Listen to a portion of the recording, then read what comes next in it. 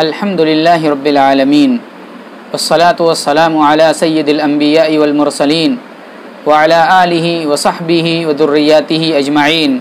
ومن تبعہم بإحسان الی یوم الدین، اما بعد۔ محترم ناظرین، رمضان المبارک کے مقدس ایام ہم پر سایہ فگن ہیں اور ہم سب حتی المقدور اس بات کی کوشش کر رہے ہیں کہ رمضان المبارک کے فیوز و برکات کو حاصل کریں، لیکن رمضان المبارک میں بعض افراد ایسے بھی ہوتے ہیں جو بیچارے بیماری کی وجہ سے یا بڑھاپے کی وجہ سے رمضان المبارک کے خاص عمل روزہ اسے نہیں رکھ پاتے۔ تو ایسی صورت میں انہیں کیا کرنا چاہیے؟ جو بوڑھا آدمی ہے، جو ایسے مرض اور بیماری میں مبتلا ہے جس کا کوئی علاج نہیں، تو ایسی صورت میں شریعت اس پر کیا حکم لگاتی ہے؟ تو آئیے ہم قرآن مقدس کی سورہ بقرہ کی آیت کریمہ پڑھتے ہیں جس میں اللہ تبارک و تعالی نے ایسے افراد کا حکم بیان فرمایا ہے۔ اللہ رب العالمین فرماتا ہے وَعَلَى الَّذِينَ يُطِيقُونَهُ فِدْيَةٌ طَعَامُ مِسْكِينٍ۔ اللہ تبارک و تعالی نے اس آیت کریمہ میں ان لوگوں کے بارے میں یہ بات صراحت فرمائی ہے کہ جو طاقت نہیں رکھ پاتے انہیں فدیہ دینا چاہیے، اور فدیہ دے کر کے آدمی روزے سے بچ جائے گا۔ یہ آیت کریمہ اس کے پہلے سے اگر پڑھیں گے تو آپ کو معلوم ہوگا کہ اس آیت کریمہ میں مریض، بیمار،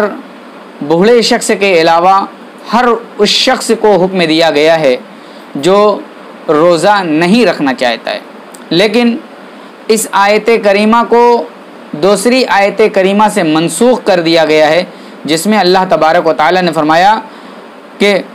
جو شخص رمضان کے مہینے میں حاضر ہو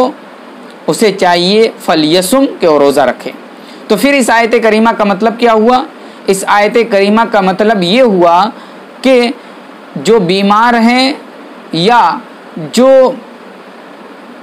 بوڑھے ہیں، جو روزہ رکھنے کی طاقت نہیں رکھتے، انہیں اپنے روزے کے بدلے میں ہر دن 2 وقت کا کھانا مسکین اور غریب کو دینا چاہیے۔ اس آیت کریمہ میں یطیقونہ جو لفظ آیا ہے اس کی تشریح میں امام حضرت عبداللہ ابن عباس کہتے ہیں کہ اس کا مطلب یہ ہوگا یتجشمونہ،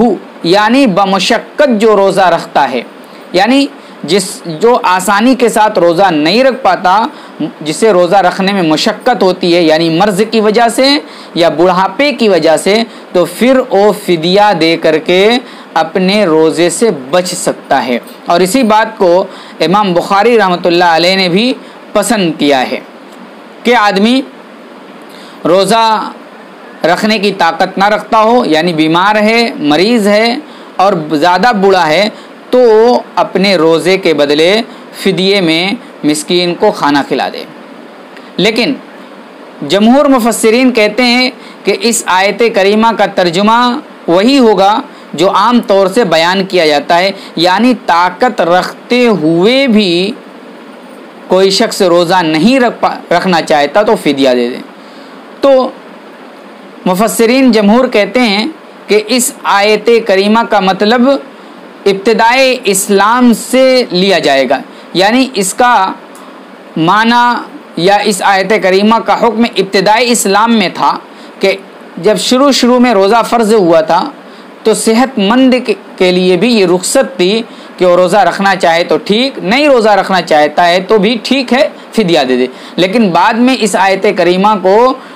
اس سے پہلے کی آیت کریمہ سے، اس کے بعد کی آیت کریمہ سے منسوخ کر دیا گیا، تو پھر یہ آیت کریمہ ان لوگوں کے لیے خاص ہو گئی جو بوڑھے ہیں یا مریض ہیں، مرض کی حالت میں ہیں، اور ایسا مرض ہے جس مرض سے شفا یابی کی کوئی امید نہیں ہے۔ ابن عباس کہتے ہیں رخص للشیخ الکبیر ان یفطر ویطعم عن کل یوم مسکینا ولا قضاء علیہ. یہ حدیث دارقطنی اور حاکم کے اندر ہے. علامہ شوکانی رحمۃ اللہ علیہ نے اس حدیث کو اپنی کتاب نیل الاوتار میں بھی ذکر کیا ہے اور باب باندھا ہے باب ما جاء فی المریض والشیخ. حضرت عبداللہ ابن عباس کہتے ہیں کہ بہت زیادہ بوڑھے آدمی کے لیے رخصت دی گئی ہے کہ وہ روزے کو نہ رکھے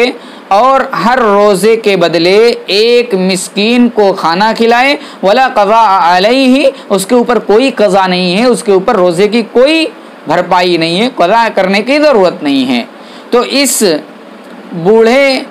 بہت زیادہ بوڑھے جو روزہ رکھنے کی طاقت نہیں رکھتا ہے، اسے چاہیے کہ وہ ایک مسکین کا یعنی 2 وقت کا کھانا مسکین کو کھلائے. اسی میں ان لوگوں کو بھی شامل کر لیا گیا ہے جو مریض ہیں، دائمی مرض میں مبتلا ہیں، جنہیں روزہ رکھنے کی طاقت نہیں ہے، وہ بھی اسی شیخ کبیر کے زمرے میں آ جاتے ہیں. جس طریقے سے شیخ کبیر کو زیادہ بوڑھے کو طاقت رکھنی نہیں ہے روزہ رکھنے کی، اسی طریقے سے اس دائمی مرض والے کو بھی روزہ رکھنے کی طاقت نہیں ہوتی. واللہ اعلم بالصواب.